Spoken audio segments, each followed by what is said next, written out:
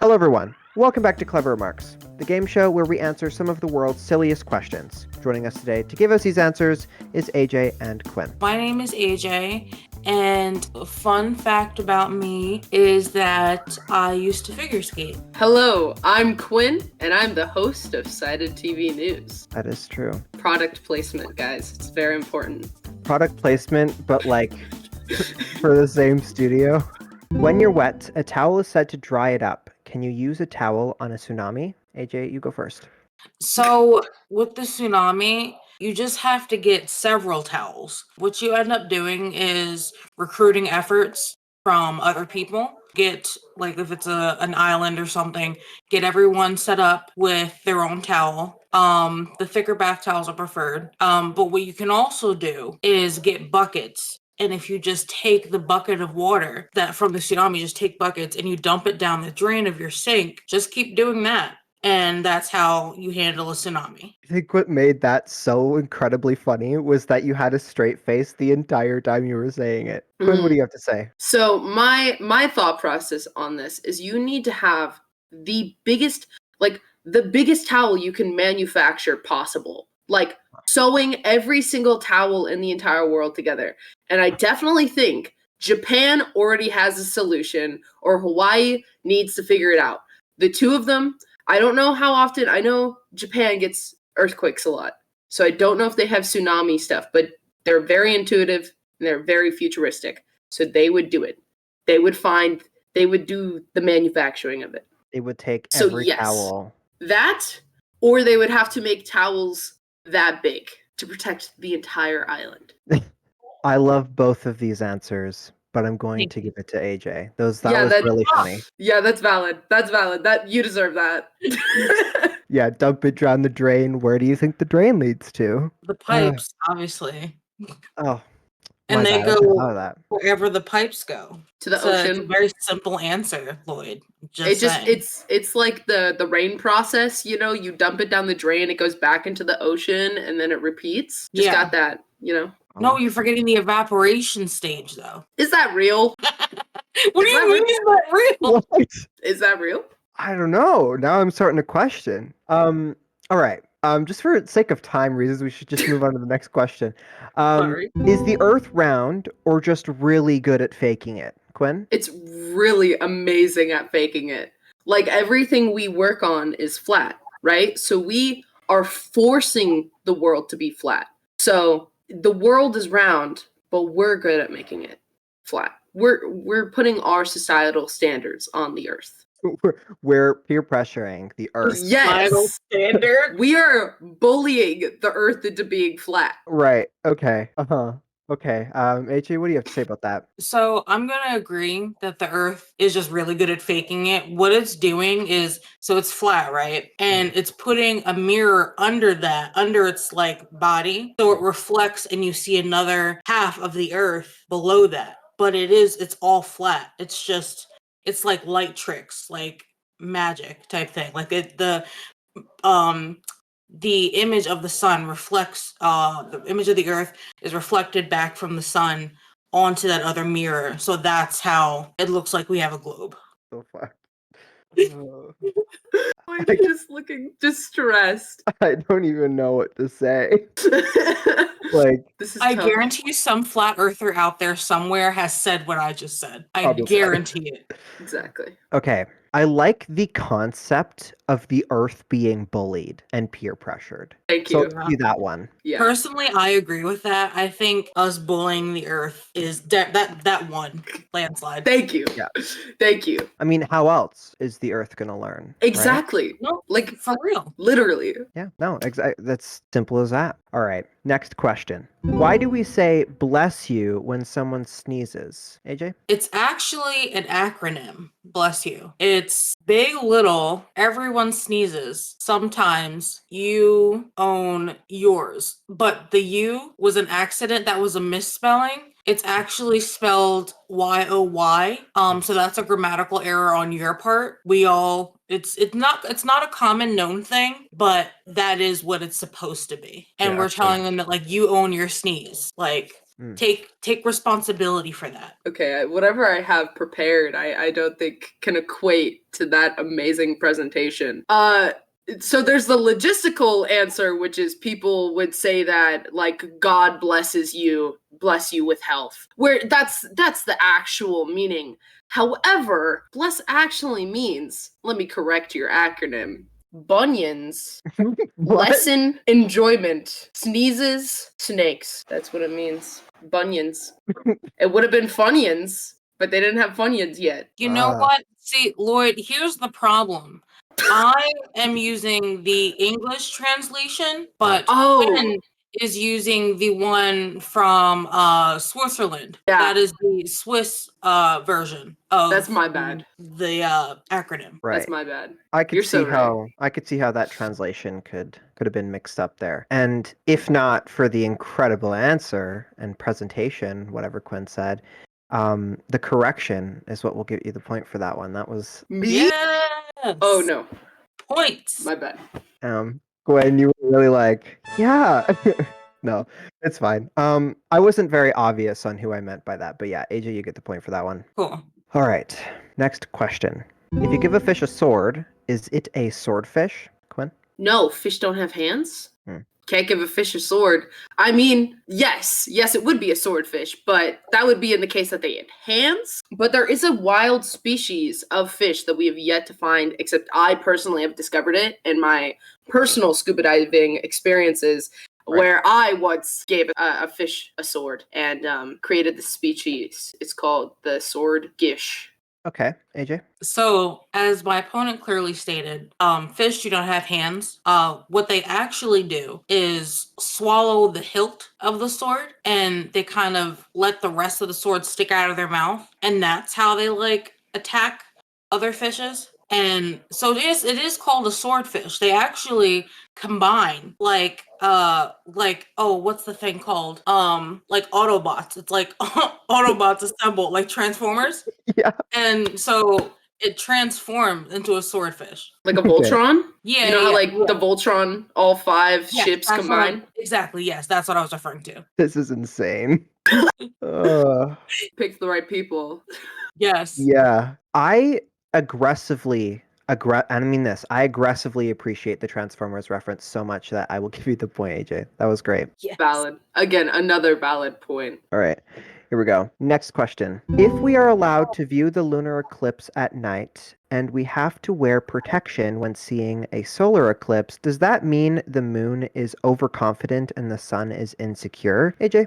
No, it's not that. It's really the fact that the sun is a little bitch and kind of has to take the back seat. The moon isn't even overconfident. It's just better at its job. That's the thing, which is why it's able to eclipse the sun in the first place. It's kind of one of those moves where it's like the sun was trying to show off and like, hey, look at me.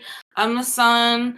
And the moon was like, literally all the way fuck off. I'm so much better than you, and you're gonna take a back seat. But see, the moon is kind enough to not do that all the time, but every once in a while the moon's got to put the sun in check and remind it that it's nobody. And so yeah, the moon is just, they are top tier, top dog. The sun is second place, and like just the other day the moon had to put the sun in its place. It was tired of its shit. That's what happened. Yeah, for some context for the viewers, like 2 days ago, there was a solar eclipse as of this recording. So yeah, actually, I do want to make a point here, and I'm curious what your answer is to this. The moon gets the light from the sun, does it not? I mean, it does, but that's more of like a courtesy thing, just to like make the sun feel a little better about itself, you know? So like, it's still like the moon's kind of like, I'm doing you a favor. I don't want people to think that you're totally like worthless. So I will let you reflect some light so the earth knows that I'm there. But it's really kind of a thing just to try to make the sun feel better about itself. Now,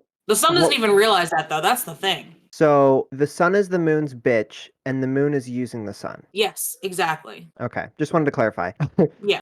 I don't think that I don't think that the moon is overconfident and that the sun is insecure. I think the sun is like, hey boo, it's my day every single day. Everyone sees me every single day. Everyone loves me. Like, I make everyone happy. I make all the flowers bloom. I just make everything great. And I think you need your spotlight sometimes. You know, people never see you. Everyone's asleep when you're out. Like, nobody gets to enjoy you like I get to enjoy you because I get to see all the planets every single day. So for you, bestie, I'm gonna let you every once in a while have yours shine and like take over, and everyone will be looking at you and everyone will be appreciating and loving you. It's just trying to validate the moon. So it's actually they're best friends and they're just trying to support each other. You know, girls support girls, you know?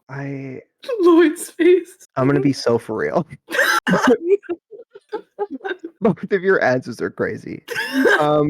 I don't know. Can I say something? Sure. As someone who really enjoyed Quinn's response, I would like to relinquish my point to Quinn, because I think it highlights the beauty of the relationship, and I think honestly it makes more sense. It's more concrete. And I do truly believe that the moon and the sun, honestly, the only thing Quinn got wrong is that the moon and the sun are actually lovers. They've been together for centuries, eons and eons. I was gonna say that. I was gonna be like, you know, your answer's how they were, and this is how they are. You know, like they started out fighting and now they're lovers. Well, then I guess if you insist, I will give the point to Quinn then. Thank you, AJ. I love you. You're welcome. Love you too. This is great. Okay. Besties supporting besties. This is what this is. This is great.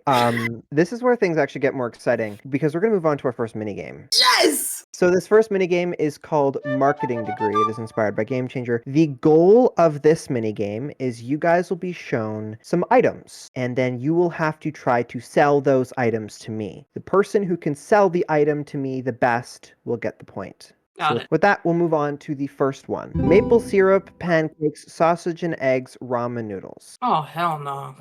Quinn, you go first. Lloyd, I'm gonna ask you a question. Yeah. Do you like ramen noodles? I do, actually, yes. Now, have you ever had a full breakfast that you were like, this is too much. I can't eat 2 pancakes, 2 eggs, you know, I can't eat, you know, all that sausage, like it's too much. You know, have you ever felt like that? Yeah, actually, I have. Haven't you ever just wanted to combine one thing that you really like, ramen noodles, and a full breakfast in one amazing meal? No. This is the product for you. For it says on the container it is $1.18. It's perfect, it's cheap, it's affordable. You know, you could definitely buy multiple of these, and I bet you it's packed full of protein because of the eggs and the sausage. It's just the perfect meal. And it'll definitely fill you up. It's one serving size, so you won't eat too much and you won't feel too full after. Now, there's not actually eggs and sausage in there. If we take a closer look at the picture here, it says artificially flavored as. I bet you could make your own eggs and sausage, cut them up, and put them in the ramen, and it'll taste the exact same with or without. But you just marketed to me that it was cheap and easy. Now there's extra ingredients I have to buy? I'm not saying you have to. If you want to improve the experience and you want to get that extra protein, if that's what you want to do, go to your local food bank and steal eggs and sausage. No. And put them into... No, let's not encourage that. Absolutely not. Okay, AJ, what do you have to say? So here's the thing. Cup noodles, everyone looks at it as this basic bitch meal that you can have. It's not really that good all the time. You can't microwave it. This is actually a Japanese delicacy. What happened was, you know how Japan is very famous for their different types of ramen, the different types of food that's available. America's pretty bland with their stuff. So America, as it does, they stole the recipe. But thankfully, Japan and America were able to come to an agreement where they there's a mutual understanding that they can sell this. But this is, if you want to experience a little bit of Japanese culture, you're able to have this cup noodles breakfast. And because it's breakfast flavored, this is the perfect thing for you when you're on the go and you just quickly needed to grab something, didn't have a lot of time. It fits perfectly in your cup holder, so you can just take let it sit there while you're driving. It also has a little spout,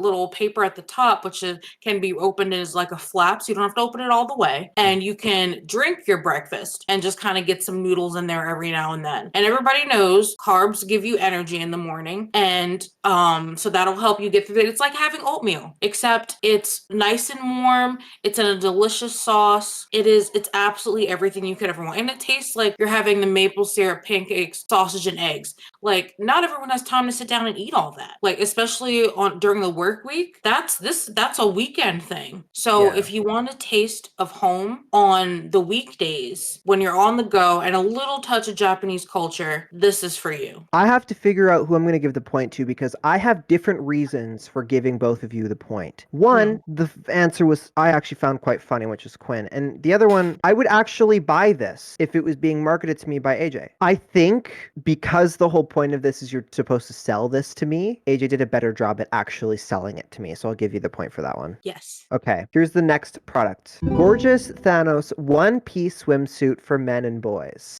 Quinn, go ahead. I love this product so much. I personally buy this for every man in my life. Lloyd, do you love Thanos? No. Do you like swimsuits that are a one piece? Still no, but I mean, sure, why not? Well, man, do I have the product for you. Okay, the thing that is so perfect about this swimsuit is you'll be one of the only guys at a swimsuit party wearing a one piece. I've personally never seen a man wear a one piece, but you'll be the first one at that party. And two, it's an amazing conversational piece. I mean, people are gonna look at those teeth and think, wow, that is a statement. That is a fashion choice. And lastly, look how buff you'll look in this swimsuit. It'll make you look absolutely yoked. Now, I don't think this is what I look like wearing the swimsuit. It's just a guy. It's 100% what you look like wearing the swimsuit. 100%. Once you put it on, you look like a Giga Chat meme. This is you wearing the swimsuit. I wish, but no.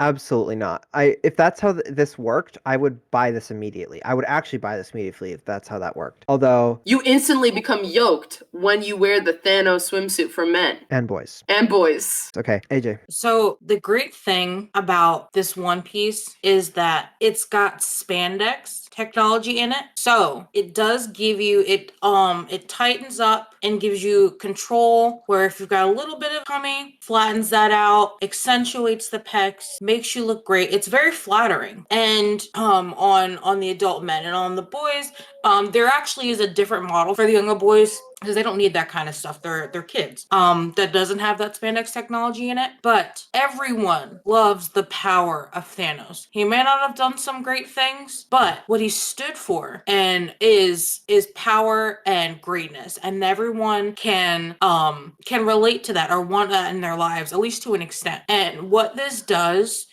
is show everyone that not only are you stylish, but it shows them that you are a force to be reckoned with, because no one in their right mind would wear this on a regular basis. This is for special occasions. You pull this thing out the bag and people look at you differently. This is about respect. If you want to earn respect from your peers, you show up at the company party with this. Yeah.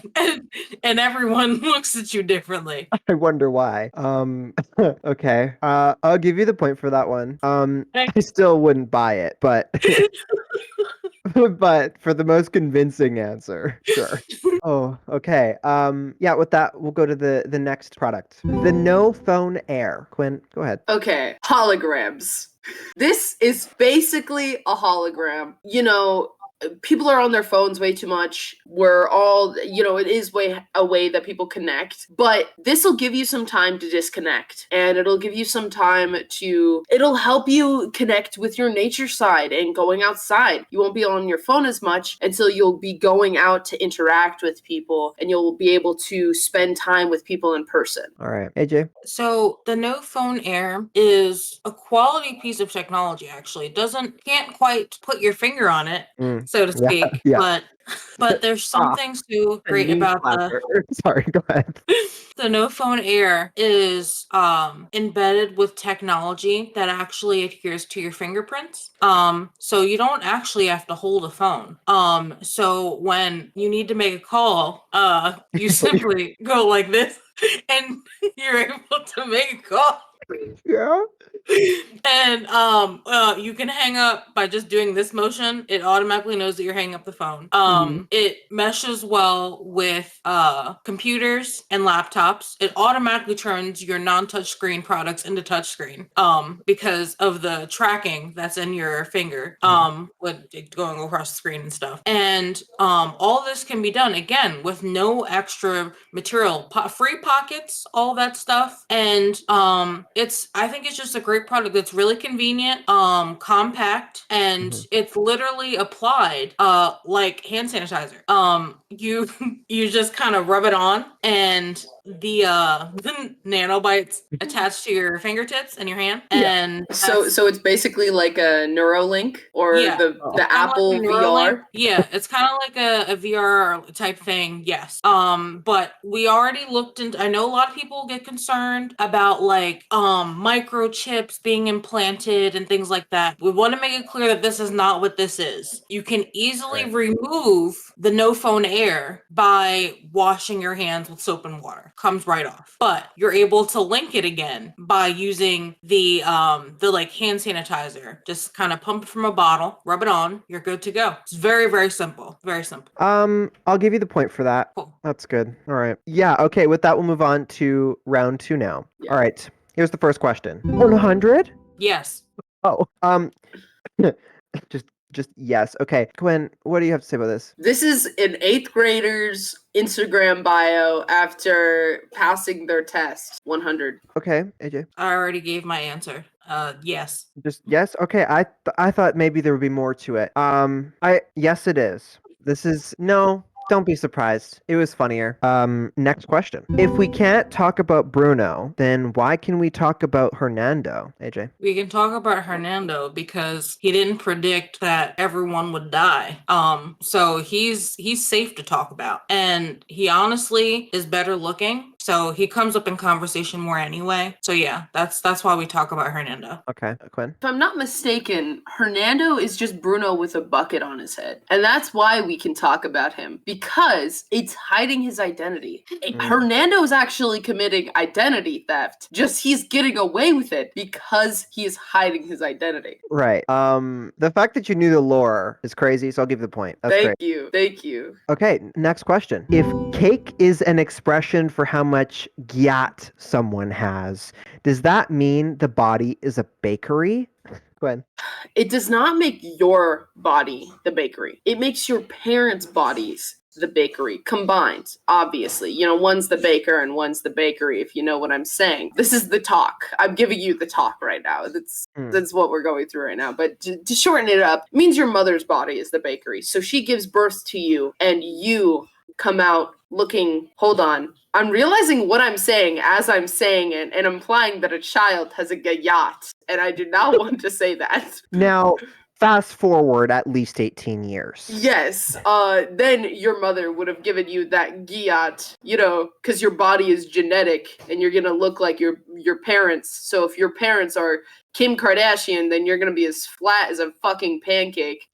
I'm actually excited to hear what AJ has to say about this, so go ahead. No, the body isn't a bakery because the body didn't birth the ass. It was a part of it to begin with. So if the butt is the cake, then that means the rest of the body would be the like fondant figurine for the cake. So like this is just an accessory to the cake.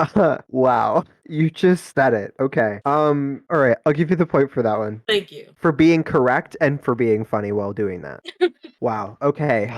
Next question. If you're back to square one, does that mean that you are a board game piece, AJ? No. This should be common knowledge, guys. Back to square one doesn't mean that you're a game board piece. It means metaphorically that you are standing in a square with the number 1 on it. And you start in that square when you're playing hopscotch. And what actually happens is hopscotch is a metaphor for the game of life. And Oh. when when you end up back at square one, you just got to keep hopping through, It's not a board game piece, not at all. You're still you. You are the main character, basically. You could also say slight NPC, a little cross between the two. But yeah, not a game board piece, but an actual participant in the game. That is life. That is hopscotch. Okay, Quinn. Okay. In life, you have series of ups and downs. So technically, you're never back at square one, because if you were back at square one, you would be a child again. And then you would have to relive the entirety of your life to get back to that point. So you wouldn't be going back to square one. You'd be going back to like square 23. You wouldn't be going back to, unless that is the median and that is where you're stuck reliving every experience that you've done. So yes and no, because you can go back to that starting point and redo everything from there, but you would be going all the way back to childhood and reliving everything. I would hate that. I'll give you the point, Quinn.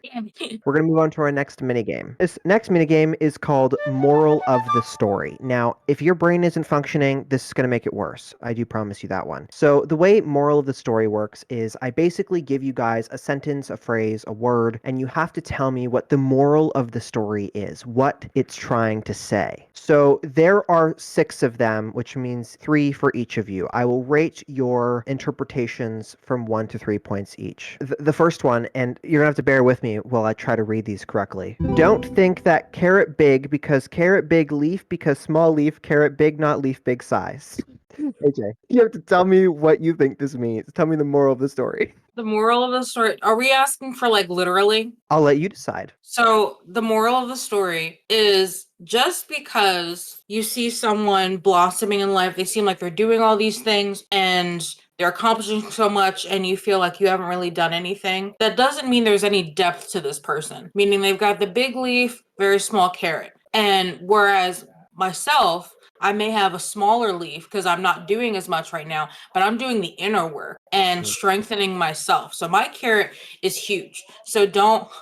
Right. So yeah. No, I get it. I just realized what I said. Yeah. No, keep going. It's great. Yeah, but yeah, that's what this means. It's like don't don't compare yourself to others. Right. Okay. I will give you all 3 points for that. That was funny. Yes.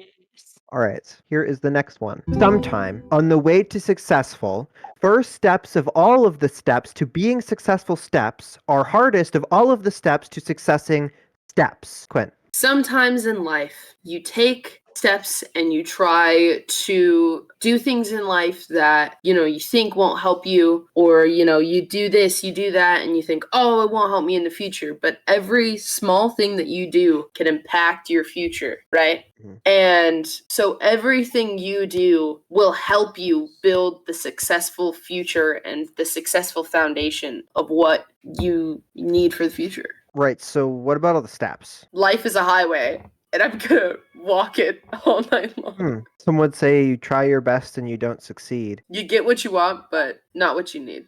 Yeah. Okay. If I could give you 2.5, I'd give you 2.5. But it's not quite 3, I'll give you 2. The next one. Just because every one person going in one directional way does not meaning you are going to the directional direction to which every person which is going in your own independent in which way you are going in. AJ. This just simply put, everybody don't follow the crowd. Don't be a sheep. Doesn't matter. It seems like it's the right way, but it doesn't mean it actually is. You choose your own direction, whichever path you want to take in life. That's great because the picture that this person was interpreting was 2 paths where everyone's going in one direction and you're going in a different direction. You got this spot on. Didn't make me laugh as much, so I'll give you 2 points for it again. Damn. But you did get it right. Okay, I'll take that. Okay, next one. Sometime in live. Everything pencil and everything smoothly with pencil is going smoothly. But then, snap, unexpected happening. It is happening unexpectedly in life. The important thing to do is to make solution to problem. So problem is solution, problem, solution, problem. Quinn. Sometimes in life, when you're trying to solve others' problems or your own problems, and you're writing them down with a pencil, sometimes the pencil will snap and you'll realize that there isn't a solution to everyone's problems. And you just have to deal with what you've got on your plate and the things that you can control. That was wholesome. Yeah, okay. For the same reason as last time, like, I'll give you 2 points. Didn't make me laugh. But that's why I'm giving you 2 points for it. Okay, this next one is going to be interesting. Chair. Now, I'm sure you can imagine.